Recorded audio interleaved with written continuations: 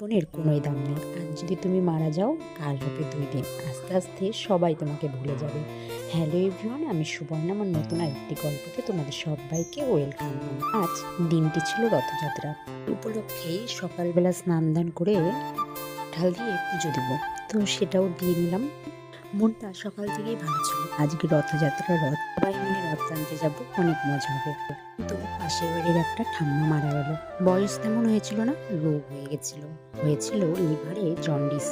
জীবনটাই বড় অদ্ভুত। আজ তুমি আছো, কাল তুমি নাও থাকতে পারো। তোমার এই দেহের জীবনের কোনোই দাম নেই, আছে শুধু আত্মাটার দাম। যতক্ষণ তোমার আত্মা থাকবে, প্রাণ থাকবে ভেতরে, ততক্ষণ তুমি অন্য কারো বউ, অন্য কারো ঠাকুমা, অন্য কারো দিদা, অন্য কারো মাসি, পিসি ইত্যাদি। জানো, যখন কেউ মারা যায় কান্না করে কেন?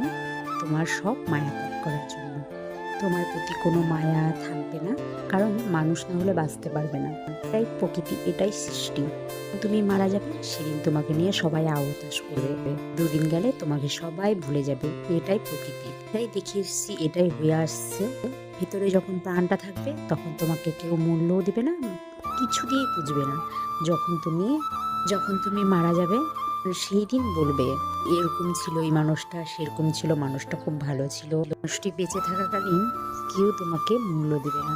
যখন তুমি মরে যাবে, তখন তোমাকে নিয়ে ভালো ভালো নানান ধরনের কথা বলবে। এটাই প্রকৃতি, এটাই মনুষ্যত্ববোধ মানুষের। মানুষ খুবই স্বার্থপর আর খুবই বেঈমান।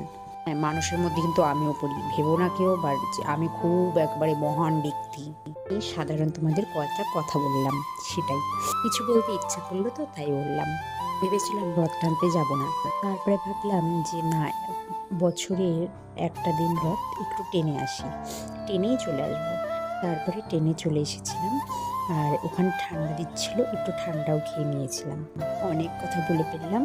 এর মতন গল্পটি এই পর্যন্ত। অন্য কোনো গল্প নেই, তোমাদের সাথে আবার দেখা হচ্ছে। তোমরা সুস্থ থেকো, ভালো থেকো, সাবধানে থেকো, আর সকলকে ভালো থেকো। আর সবাই বলো জয় জগন্নাথ।